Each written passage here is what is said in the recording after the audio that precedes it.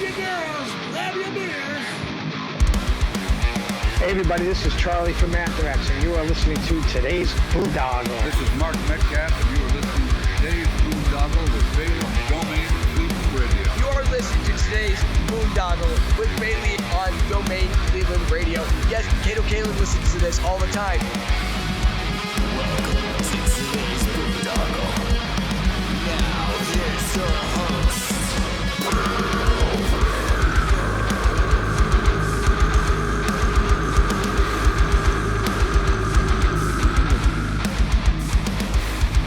I am Monty Heath, so one Heath, and you are listening to today's Boondoggle. Hey, what's up? It's John from Skillet, and you are listening to today's Boondoggle on Domain Cleveland Radio. Fasten your seatbelts.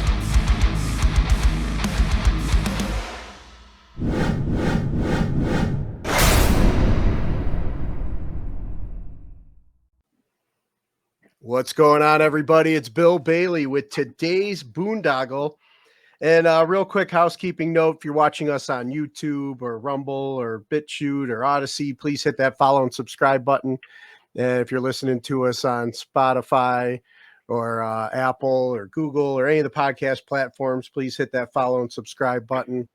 Also, for all our fans that are, we are doing another ticket giveaway contest for Sonic Temple Festival coming to Columbus, Ohio.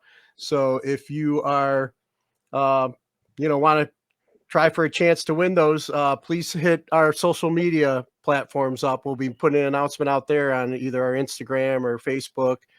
So follow us on there as well. But anyway, we'll be getting into Sonic Temple and a few other things here as I'm talking with Lucas from the band. Now, I just spell it out, but is there a proper pronunciation for it, or? Air, yeah, like air, Air. like the air you breathe. Yeah, it's like a playoff. Okay. Air to the throne, if you want to use that, like HEIR, HEIR. Yeah, just stylize with an A because there's some band called Air already with an H. So. Okay, and then so it's not like initials for anything. It's just No, we had a lot of fun trying to come up with those, but no. Nice. But yeah, Lucas, the singer of the band Air. And usually when I have somebody on for the first time, I like to get a quick background. So do you remember originally, what did you want to be when you grew up? Oh, man. A lot of different things. I liked construction equipment for some reason. But mostly I think I was really into sports. I was good at soccer. I love football, but I was too small for football. I'm like 5'9", 125 pounds. And my brother was a few years older and played on the football team. But I always loved sports. I wanted to be an athlete, I think. Nice. And then around 15, 16 is really when, really like 14, 15 is when the rock and roll, took over, and I wanted to, got into blues music and all the rock and roll that my dad and my mom were showing me. So. Yeah, that's what I was going to ask next. So then, like, when did music kind of catch your ear, and who were some early influences? Oh man, super young, because both my parents were really into music. My mom's a really good pianist. My dad, would be jamming his vinyls in the basement as far back as I have memories, 4 or 5 years old. And first influences were my parents' type of music. Both of them listened to everything, but my dad was born in 55, so the Led Zeppelins, the Black Sabbath, Hendrix's, all of those things. And I got really into blues music at one point too, when I was playing a lot of guitar. So those are some of my first influences, watching the DVDs with my dad and stuff like that. And idolizing those people until eventually I started to find my own music that I enjoyed too. So. And then who were some of those that when you started kind of coming into your own and discovering? Well, my age group, being in middle school, going into high school, stuff that I really gravitated towards that was like really crazy and coming out was stuff like Linkin Park, believe it or not. That band blew up. I remember one of their songs being in a video game I played. Hybrid Theory had just came out. So they were probably one of my first like serious like listen to the CD until it stopped working type of bands. But from there it moved quickly. I've listened to everything, rap, blues, it doesn't matter. But I'd say that was one of the earliest bands that I could say that was one of my own finds that I really like gravitated towards. Nice. And then like as time went on growing up, listening to that music, when was it where you were like, you know what, this is something I want to pursue myself? It was my dad had guitars and played guitars. My mom, we took piano lessons when we were younger. She played piano, so I'd say like 12. Around 12, my dad taught me, Secret Agent Man on guitar, and taught me Smoke on the Water, like real easy stuff around 12, but I didn't really mess with it too much. Learned some open chords. And then it was really around 15 when I was in high school. I had a buddy that his dad played in blues bands, cover bands and stuff. And that's when I really started to learn theory and started to really get into music. And then right away, it was punk rock, bands like Green Day, Blink, because they're so easy to play, just mashing on power chords. But really, really quickly, I fell in love with blues music and went back into that. And that's when I really started to dive into guitar theory and playing lead guitar. Now I just sing and play a little bit of rhythm. I leave the lead guitar playing to the more professionals, the guys that are better than I am. But around, I would say 15 is when it really dug in. I was really good at soccer, but it was, affecting me and my athletics, having fun, playing music, some of the stuff that comes along with that, Yeah. So. Gotcha. And then, so, you're in school and then you start meeting some more like-minded individuals. When did you start forming like your own, your bands? Right then, 15, 16, we had original music. I was the rhythm guitar player for the guy that showed me a lot of stuff on guitar. And not only that, but his dad, like I said, played in blues cover bands named Sam Walls. His dad's name is Don Walls. And I played bass in his dad's, for a couple gigs, played bass in his dad's cover band. And then I had my own original band with that other cat and had some original songs. I remember being 16 and loading in gear, then having to wait outside the club until an hour before the set, and then the set's over, unloading and having to leave, a half an hour to an hour after that. Can't hang out because being underage. But yeah, around then I had my first band in high school up until 18, 19, and that band ended, and then I started playing. I actually quit music for like maybe 6 months.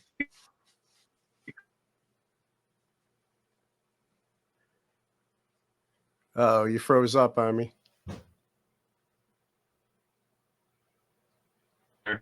Which is an awkward thing. So I actually was really discouraged by that, and both my parents, again, shout out to them, were like, "This is the best thing that could have happened to you."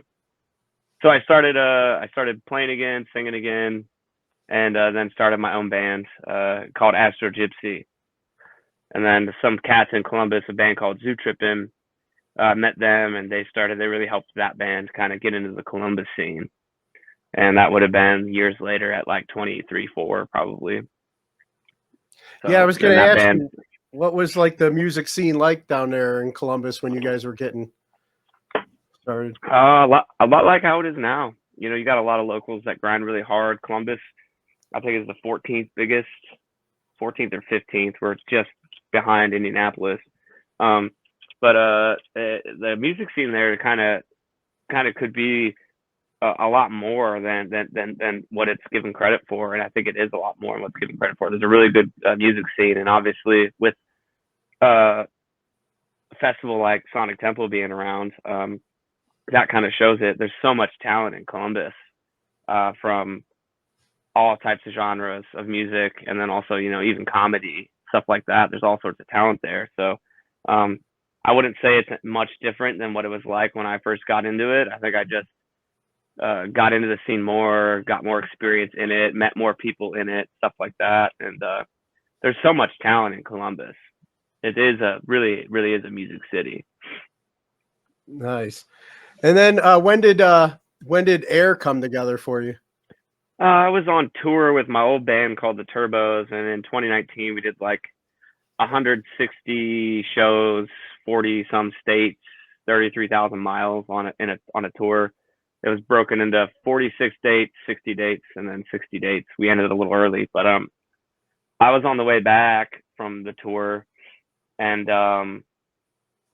was kind of kind of a little defeated by some of the motivation by a guy or so in the band, and was writing in my book new names for a band because I was also told that I shouldn't be singing.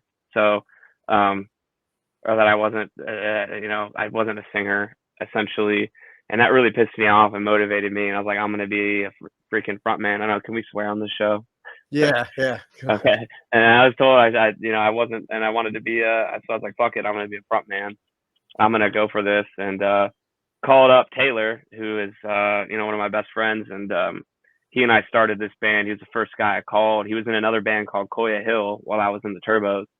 And, essentially we had always wanted to be in bands together. I knew they didn't have a drummer, and I knew that I wanted to do something else. And he had a good friend, and my good friend Casey Lane, who is an incredible guitar player, and they already had their chemistry.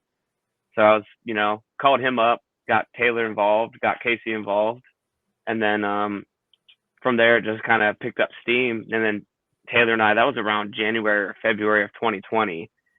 And then Taylor and I just started writing songs like crazy. We wrote like 30, 40 songs in the first, year, and then kept going. And we wrote like 60 songs rapidly and started finding out that we had really good chemistry writing together, whether I started a song and he finished it or vice versa, or I would send him a whole song and he would make slight adjustments. So really 2020, early 2020, right around there is when the band started, and it just picked up tons of steam. All right. And then we touched a little bit on it, but like, how did you guys come up with the band name, and what's it like mean to you? It was just one of several names I had in my book that I was writing because I knew I wanted to do a new band. Didn't know who was going to be in it yet. And some of the other ones I had, I think Royal Radio was one of them. Another one I had was Modern Cop. But AEIR, and it was with an H, H-E-I-R. I liked that and had circled it. And then these days you have to look up band names and see if anybody else has it and stuff like that. So I looked that up, and it was a band already. So then I said, fuck it, and changed it to an A. And then later on, Taylor's wife came up with the idea for like the air symbol, the elemental symbol for air. And then we had a local painter come up with the design you see behind me there, like the A with the paint thing. Oh, and nice. And we went with that. So it means to me, it's just I don't know. It is just a band name, but to me, it's just if there's a deeper meaning, it's taking that step out into the unknown with your musicality and creativity, and taking a risk with trying to start something. That's kind of what it means personally to me. And then it's been one of the best things that I've done in my life because of all the opportunities it's opened up. So. Yeah, it was like, your other former bandmate or whatever is like telling you you're not a front man, and you said fuck it, you're gonna go out and prove them wrong, and it was like almost like a new breath of life for you. And along with that, like he did say that, and at that time I wasn't the singer that I am now either. So in some form, I think I need to maybe thank him too for saying that, because then that changed my approach, that changed how much I worked on it, that changed me spending hours in my garage recording songs and doing take after take on demos. And I learned how to scream, so as much as that pushed me out, I don't think I can sit there and be like upset with him for saying that anymore, because it pushed me to another level, Yeah, nice. You took the negative and turned it into a positive. Yes, sir. And then like as you guys started like kind of building your own name as a band, like what was some of the hustle to get that name out there, and like what all have you guys experienced early on in your career? Oh man, we got lucky. They say sometimes it's better to be lucky than good. We have both of those things going for us. But I had a manager friend of mine named Tim Buckenroth. He's our current manager. He works for FM Music Management. He was located out here in Marysville, and I'd known him for like 12 years at this point. I met him at a B-Dubs after work one night after I was bartending. He was sitting there, and we got to chat about music. And I'd always sent him band demos and always sent him my music, and nothing really stuck with him. And I eventually sent him the demo for our one single that's out now, Body. And maybe one other song, and he clicked on it, listened to it, and texted me back right away, call me now. I didn't, and the next thing you know, he's calling me, and he loved it, and then things just fucking went at light speed from there. Like, for the trajectory of most bands, like, usually people are around for a few years or whatever, but this is kind of a little bit of a super group between the Columbus super group between Koya Hill, the Turbos, and Personal Public, and it just kind of went at light speed, because then through FM we got connected with Stephen Perkins from Jane's Addiction, who's like the label guy for us, and that happened, and then a little while after that we got hooked up with William Morris Endeavor, one of the biggest agencies in the country, and it just happened so fast. And within a year of being with FM, we were on flew out to LA to meet Stephen Perkins and do a couple shows with one of his other bands, and record at 606. We got to meet Dave Grohls, and then we played a show at the Viper Room in front of Gary Spivak, who was one of the top talent buyers for Danny Wimmer Presents. And I guess, he liked it enough. And then next thing you know, we're on Welcome to Rockville, Incarceration, Louder Than Life, Aftershock. And it just, like I said, just boom, just instant, just took off. And I think it caught a lot of us by surprise, and it changed it from being, a fun, like drinking party band, having fun playing music, to all of a sudden, holy shit, this is a thing. This is a thing here. Let's fucking go. Yeah, exactly. So, I mean, wow, that was a lot right there. Yeah. But like, what I missed the part. Like, how did you guys connect originally with Stephen Perkins? Through Tim. When it first got going, I had sent Tim a demo early on in AEIR's conception, a demo of the song Body, and I think another song called High. And Tim still works for a company called FM Music Management. That's our management company. Yeah. And there's a bunch of guys there that work with us, Frank, Dino, Bob. But Tim sent it to them and talked to them about it. And the next thing you know, we were in talks with that management company, but apparently Stephen Perkins had already been looking for a band to sign.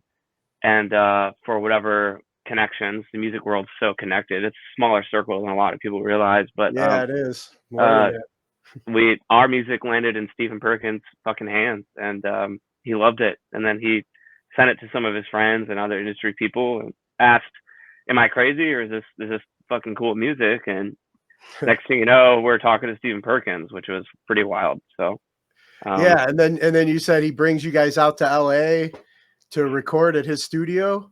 No, at Dave Grohls' studio, 606. Dave Grohl from the Foo Fighters. Yeah. So nice. It's funny. We didn't know if he would show up or not, but we went out there. We played 2 shows at this place called The Wisdom with Stephen Perkins' band Think X, and that's got Scott Page, who's a saxophonist for Pink Floyd, Lawrence Fishburne from Fishbone, trying to think, there's other people. Derek Day from a band called Classless Act. I've had him on before. Classless Act's dope. Derek Day is a phenomenal singer. Every time I hear him sing, I'm like, I'm gonna go back. I need to do my homework. But they're a really sick band. So yeah, we were on stage with those guys. Kenny Olson from Kid Rock, Twisted Brown, Tucker Band or whatever. He loved us because he's a Detroit boy, so we're Midwest. So Kenny Olson's in that Think X band too. We played 2 shows at the Wisdom with them, doing Pink Floyd songs. We did the Viper Room show, and then we went to 606 and recorded a live version of Body, and then an alternative version of Body that's unreleased as of yet that we really love. And Perkins played drums, and our drummer played drums, and is dual drums. And I think our drummer at the time, he was probably one of the last people to play Taylor Hawkins' studio kit. So, oh wow. That was a lot of fun getting to actually sit down with Perkins and play with him and sing with him and watch how his creative brain worked. So, oh yeah, I bet. Yeah, with all that sitting under that learning tree and getting that wisdom, and then that'd be an awesome experience then to record at Dave Grohl's studio. And Dave Grohl came in. He's done.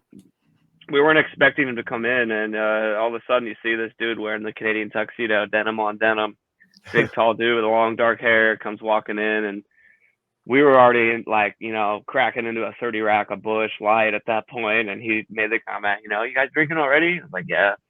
But he came in and he talked to us. He's from Ohio originally, and he spent Yep. He spent a year in like around the campus area, and at the time our drummer Jari, Dave Grohl knew his dad because his dad was a drummer, and one of the first people he called, Dave Grohl, when he was starting the Foo Fighters, was this guy named Happy from this band called Royal Crescent Mob, which was our drummer's dad's band. So they connected right away and were talking about it, and Dave just sat there smoking a cigarette in the live room. Totally Ohio, Midwest, chill, normal, no ego, nicest guy on the planet. You know what I mean? You would have no idea that he's, the biggest rock star and two of the biggest bands that have ever existed in the world, Nirvana and the Foo Fighters. Completely chill. Blew my mind. So that's awesome that he's kept that, that Midwest laid back attitude. I've heard that quite a bit. So that's awesome to hear. Yeah, that's how Perkins too. Stephen Perkins is, if anything, he's more like Perkins is more like laughy, goofy. He's got more of the California vibe, but he's still like, he's so chill too. I think probably a lot of these people are, to be honest. And maybe you catch them at the wrong time. You might not have that, or if you're bugging them. But yeah. But then, so you said you guys played the Viper Room, and Gary from Danny Wimmer Presents was there, and you guys caught his attention as well. And then that started your relationship with Danny Wimmer and them. Yeah, he already knew about us because Gary knows Stephen Perkins, so he'd already heard our music and liked it, but we hadn't played live. It's kind of almost, if you will, like a showcase show. Wasn't a lot of people there. It was like, I think Tommy Black. I might be getting his name wrong, but yeah, I think he was the owner of the Viper Room or like Jam or something. But I think he was in the band the Wildabouts. Maybe it's been since 2021, I think, since it's been a few years, but all the hops and bong resin in my brain probably are fading my memory. But Gary was there, yeah, and we played, and it was hard because when you play rock and roll shows, you're used to the kind of crowd being there, bodies, and like the intensity of all that. But it was kind of a smaller room with the amount of people that were there, because it was like, they wanted to hear what we sounded like and how we were. So, like Gary liked it. He really loved the song "Smoke 'Em If You Got 'Em." We talked to him, shook hands, got to meet with him, and I think from there, between our management, our manager was with us, between management, Stephen Perkins, the label rep, and Gary, they decided to collab and start getting us on some of these festivals. So that's where it started. And Gary, there's a big shout out to him and really our whole team for getting all those things set up. We got lucky with all that. I don't know if lucky's the right word, but it was a blessing to be thrown into those situations for how early and how young our band was. Yeah, and I mean, well, you're given a golden opportunity, but you guys had to put in the work and impress them. You didn't shit the bed there in the Viper Room. You obviously, the pressure was definitely on, though. I take it, Yep. That's the hardest part is, and I always get really nervous before shows. Like when we played Ink, there was like the biggest crowd we played to at that time was probably like 12-ish thousand. So that was a lot. We were even on an earlier time slot, but Volumes was playing right next to us on the other main stage, and then Spirit Box was right after us. And that's the wild thing too, is being at these big festivals, your green room's right next to Ronnie Radke, or right next to Spirit Box, and you get to have conversations with these people and meet them. It's been so cool. Yeah, man. It's the Danny Wimmer team puts on an amazing festival, and just such a it's like going away on a retreat or something, and just the people you get to interact with and the family atmosphere. It's just been amazing getting to work with them over the years as a media person. Yeah, I can't imagine what it's like, for talent. But what year was this that this connection first started for you guys? For us and all that, I think it was 2021. It would have been February of 21 when we went out to LA, if I'm not mistaken. It might have been 22. I don't know. My brain's kind of rotted out. I think it might have been 20. It might have been 22. Okay, so this was all like last year, basically, that you got to do all these other festival shows with them. Yeah, because I think 21 is when we went out to Chicago. One of the guys for FM, Frank, he owns a club. He has a club just outside Chicago called The Forge, I think. And we went out and hung out with him there, saw a show there, and then we played with Everclear, Hoobastank, and Wheatus at what's that venue called? The Coliseum, maybe. If I forget at this point, honestly, man, it's easy to forget when you've been all over the place. But yeah, that was one of the first big things that we did. And then, from there, that just kind of stacked up. We've played with the Struts in Chicago at the Cubby Bear since then. We did 2 shows with Smashing Pumpkins, Newport, Kentucky, and then Kemba Live in Columbus. Got to meet Billy Corgan and, so, but yeah, I think it was 22 when we went out to LA the first time. Well, I forgot. What was that, that 30 pack you guys busted into in Dave Grohl's studio? I think we bought cheap Busch Light. Some Busch Light. I was gonna say that's not good for the memory either, though. So. No. And then at the door, we noticed there's a bunch of random assortment of beers like down at the front door, and there's a big handle of Crown. And then, of course, at some point we asked Dave, we're like, "Hey, what's up with all that?" And then specifically the Crown. He's like, "Oh, you guys can take whatever you want." We're like, "Well, the Crown too?" He's like, "Yeah, fuck it, take it. That's mine." So Dave gave us basically like a almost completely full handle of Crown Royal. So you can imagine that night after that experience. And I think the next day we had a walkthrough with Harman, which is like JBL speakers and all that. They're one of our endorsements now. We walked through there and then got endorsed by them. So the next morning was a little rough after we, finished off Dave's bottle of Crown. That's great. So, so you just basically recorded the single when you were out there? Has work started on the full album yet? The full album's been done. That's been done for a while, since 2021, and we've been slowly getting singles out. And we did a live version of Body, and then we made up a whole new alternative version of Body as well with Perkins. Perkins, and then Taylor Wood, our rhythm guitar player, and he's the one that I do all the writing with. He and I do all the writing.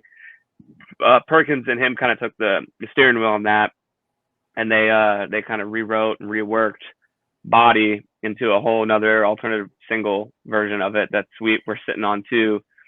And you know how it is, that management label and all that, they have a plan and they're sticking to it. And I think the record should be out sometime this year, but I don't ask a lot of those questions. It's not that's not what I'm good at. I'm good at singing, playing music, and writing. So I let them handle that shit. Yeah. So you don't know if it'll be out prior to, Sonic? Well, let's talk a little bit about, Sonic Temple now returning this year after the downtime after the world shut down. The Panini.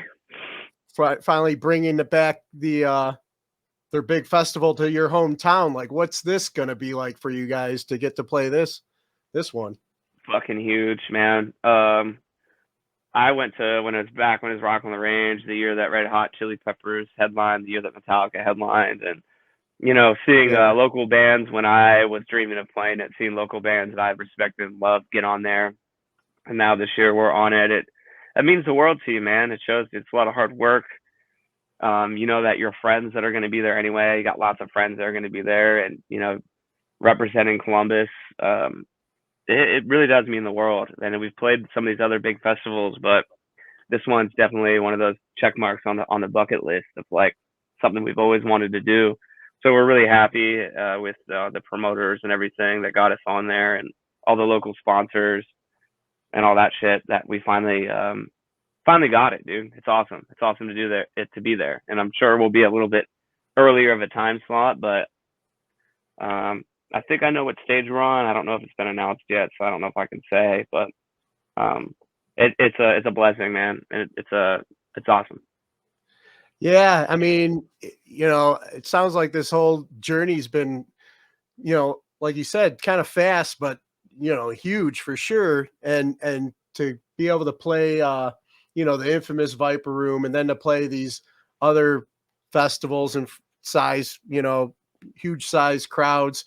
Played Incarceration, so it's in your home state, but all that leading up to just to play where you used to play the small concert clubs now, in front of all your friends, being one of those fans out in the audience, and now getting to see yourself, It's perform surreal, on the dude. stage, dude. It's like huge. I'm It's excited surreal. for you guys, man. I remember when we played Kemba opening for Smashing Pumpkins, looking out in the crowd, and I couldn't stop like pointing at the homies like out there. I was like, see somebody, give me the rock fist, like yeah, and yell, and you could see you just keep seeing people that you know. So I imagine it'll probably be something similar when we play there. You're just gonna see all these faces because I think my first band and Taylor's first band got into the Columbus scene probably 2014 or 15 maybe. So you've met, all these people, man. So it's gonna be exciting to see those faces and represent Columbus as a Columbus band. Yeah, that's awesome, man. And then back to the album. So like you don't know if it'll be out before the festival, but you guys have a name for it yet and anything?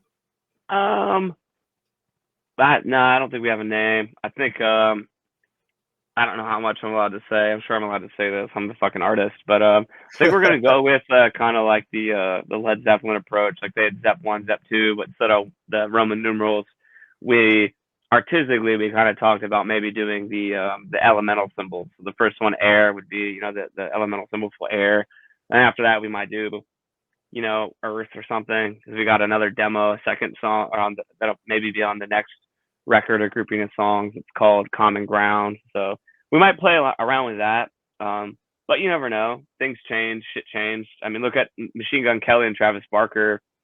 Machine Gun Kelly had a name for one of his albums and they got it tattooed on each other, and both of them got it tattooed on him, and then the record changed right before it dropped. The name of it changed. So you never know, man. We're all go with the flow people. So good ideas come from everywhere, and if you're too egotistical to change it last minute because of something, then that's a you problem. But I'm open to a lot of things. It just needs to be the right thing when it comes up.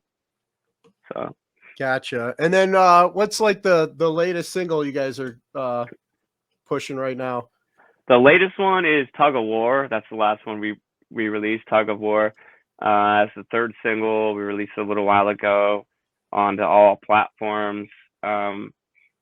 It's a dope song, one of my favorites to play. Taylor and I wrote it actually really quick. Our drummer at the time doesn't play guitar really well at all, but he kind of had just this little hook thing, and then Taylor and I loved it, so we jumped on it. Taylor started rearranging it and like really constructing it into the blueprint of the song, and I started singing, and then I drove home to my house from there while he finished the recording on acoustic, the demo of it. By the time I got home, I had the demo, and I wrote all the lyrics in about 15, 20 minutes, and it's an awesome song. We love performing it. It's called Tug of War, and it's available on all streaming platforms. And what's the the meaning behind this song or message that you're sending out? It's the push and pull of a relationship, if you will, like a constant push and pull of a relationship. And it's even mentioned in there. I push away and I'm right back in, type of thing. And then there's like the chorus is falling over the place. You read about it. It kind of has a little bit of a social media aspect to how social media impacts relationships in today's society, how it makes things more difficult. So there's a couple different meanings behind why I wrote the lyrics. But to me, I encourage people to find their own meanings and make it important to them in their own interpretations, because that's the beautiful thing about being creative in music is something I say or sing can mean 1,000 different things to 1,000 different people. And I encourage them to, come up with those things. Yeah, I agree, man. It's awesome. And then what kind of you got this big basic homecoming opportunity at the Sonic Temple Festival coming up this year, but what other goals do you guys have set for the rest of 2023? Hopefully do some touring. We have a small string of shows coming up, probably before Sonic Temple, that aren't 100% announced, but mostly Ohio. One out of state, I think, that haven't been announced yet, so I can't really talk about them quite yet, but got a small string of shows for that. Hopefully we might be able to get onto another festival. I know for our size band, a lot of the Danny Wimmer or other festivals are 1 year on, 1 year off, or something like that. Maybe 2 years on, 1 year off. But hopefully we'll get some touring done. I have an RV and a band, so we got everything we need to do that. I'd like to get on the road with the boys and do the Road Warrior thing again. and then hopefully we'll be able to release the record and start recording album 2, because we have 60 plus demos that we have recorded demo wise that we're ready to attack in the studio. So nice. And then anything that you guys have gone through that you feel like you could still improve on? Oh, dude, for me, it's I'm never satisfied with anything. My voice, the tightness of the band, how much money we have to get certain things done. We all work regular jobs still because it's a small business and you have to have capital put into it. I'm never satisfied. So if you ask me that question, everything needs to be improved on. But probably my biggest thing would be being better at social media, making content like TikToks and stuff like that. I need to be more present on those. But other than that, it's everything, man. We need to, if you want to be successful in this industry, you can't just hit a level and be satisfied. You need to never be satisfied and push. Yeah, I agree, man. And it's like, I'm with you on the social media thing. It's like, I have to hit my daughters up and say, all right, how do I do this? I got to promote the podcast or whatever. And just like, but that's where we're going as a world, I guess, Yep. I'm better with the random content, like silly stuff. I do a lot of dumb stuff that's funny or whatever, but it's hard for me to just set up a camera and force it. Usually someone needs to be like, oh my God, what's this idiot about to do, and start filming. And I do something stupid. Like, that's the content I think I'm better at. So just making content, like putting your camera out, that's a little more difficult for me, but I need to be better at it. That's, that's what I chose to do. I chose to be a front man, chose to be socially present like this. So that's probably my biggest area of improvement that I need to make. Yeah, I got you on that. I mean, I got into this whole podcast thing. It's almost like therapy for me. It's like, I got out of the military, and then it's like I'm, in recovery, and so it's like I'm getting sober and I'm having to feel feelings, and I'm like having to socialize without my my go-tos and stuff like that. And it just like, it was tough for a while at the beginning, and now it's just like, the more I do this and the more I step out of my box, this becomes like a therapy for me. Just you need an outlet, talking to people. Yeah, you need that outlet. And that's what, luckily I have music, and when I get mad, I got the screaming songs, or I can write an angry pen or write a love song, or whatever. So yeah, you found your outlet, which is very, very crucial. I think a lot of people don't have that. Yeah. So it's been it's I'm still learning as I go, but it's been an amazing journey, and I get to talk to artists like you and hear your stories, and it's just like, I always find inspiration in some of the people I talk to, and hopefully, the listeners will pick something up too. Like, that's the coolest part, isn't it? The people you meet, like, you meet so many cool characters, cool people, and like just what you learn from getting outside of maybe your hometown or your own shell, or it's just such an impactful thing to do what you do or do what I do, where you get to meet all these people from different walks of life, and it really just gives you like a more cultured experience of what it is to be on this fucking earth. Yeah, exactly. And what like I try and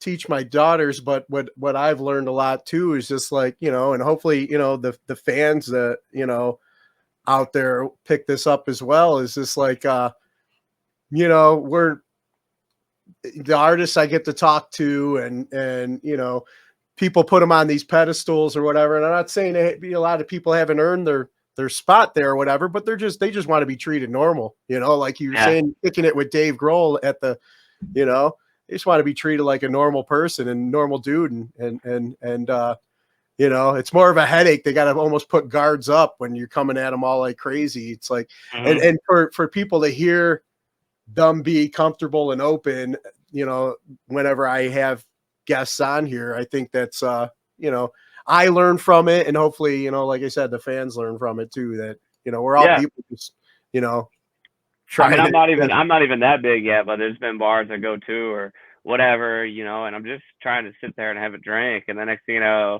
people are asking about the band, what's happening with the band, And it's like, not annoying, because we haven't got to the point yet where it's like, I just want a night. It's cool. Like, I'm flattered by it, but I could definitely see how that would get to people on the levels of the Dave Grohls or whatever. You can't really go anywhere And like I said, I'm only experiencing it on such a minute, like small level, and I'm happy about it and I'm flattered by it. But I could see how over years and years and years of you can't even go out and have a fucking drink at a bar without. So mad respect to people like Dave and Stephen Perkins who are able to take it on stride and be, you know, really good humans about it all too. So. Yeah, agree, man. So, Lucas, I want to ask you a couple of questions I normally ask guests that I have on here. We've touched, you know, a little bit on some of the musical inspirations that you've had, but this is always a tough one for musicians when I ask to narrow it down. But who are your top 3 musical artists? Right now? Yeah. Okay, I'm going to do right now, not all the time. Because all the time, we're going to be here for another 2 hours. What? Try to figure it the hell out. Right now, I would have to say, probably Bad Flower, Nothing But Thieves, and Cleopatra. Nice. And I get asked that enough that I've been able to like think about it in my free time, but in no specific order. Nothing But Thieves because Connor Mason's an animal on vocals. I love his falsettos. He's got that Jeff Buckley influence. Bad Flower because Josh Katz is an animal, and they're like more edgy hard rock, and he is unhinged at times. And then Cleopatra because they're like that Canadian 2-piece, and they're down tuned a little bit, and they're just heavy, cool fucking music. So I'd say those 3: Bad Flower, Nothing But Thieves, and Cleopatra. Gotcha. And then what class do you feel should be mandatory before graduating high school today? Taxes, economics, and taxes, probably. How to be able to actually do that a little better to prepare you for, you know, some stuff. I think education in general, there should be more focus on that for young people because the things that I learned in high school, it would have been nice to learn some more adult things like the taxes and how to take advantage of your small business or maybe small business ownership and stuff like that. Probably. Yeah, no, that's like the number one. If this was like Family Feud questions, that's like the number one I get from people that I have on here, and I ask that question about the taxes and yeah, we have to hire somebody to go over ours probably because we could do it our own, but it's so time consuming. And if you're an artist, you're supposed to be creating, not digging deep into taxes and small businesses and losing your fucking mind over numbers. I'm terrible at math anyway. So. I feel you on that. And then who are 3 people who've inspired you or you can credit for making you the person you are today? I'm going to lump my parents into one. So both my parents, my dad, Bill, and my mother, Robin. Taylor Wood, who's the guitarist for our band. Taylor Wood, my best friend and bandmate. Even though we haven't had a longer relationship, I think people who have known you for a short amount of time can have a larger impact on you than people you've known your whole life. So I'd say him. And then, third wise, probably one of my best friends from growing up in high school, who's somebody that I get to play video games with when I get free time. My buddy Caleb, probably. Because over time, he's been one of my really good friends. We get to play video games, and that's when I'm defragging my brain and get to be normal. And he treats me like a normal, treats me like a normal person. Will tell me when I'm being a piece of shit or whatever. So probably him. So nice. And then, are there any organizations that you support and encourage others to check out? That's a great question. I don't know if I've ever gotten that question before. All the interviews that I've done, organizations to check out. Fuck, I wish I had a list of some good Columbus organizations or somebody local. Damn, that's a good question, man. I've never been asked that one. I would say look local. Look local would be my answer. Try to find someone local that's not necessarily corporate, nonprofit, and look local for people that are actually able to affect change in your community and like where you live.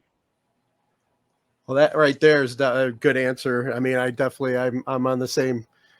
I agree 100% with that. What can you do to affect change in your backyard? Because it's like we got all these, faceless places that say they're helping, but you don't see a lot of it, but when you actually see the change happening in your backyard, you feel more apt to. donate your time and money to. Yep. And then those you're types of things. then you're meeting the people that are actually directly doing it, and responsible for it in your hometown. So I'd say something local. That's I know the Star House in Columbus, I think, is one where my buddy worked at for a little bit. It's Troubled Youth in Columbus, I believe. That's one. Like, there's different things I would say local that are actually immediately affecting change in our local community. So Nice. And then this one I like asking. It takes everybody back. But favorite toy as a child? oof.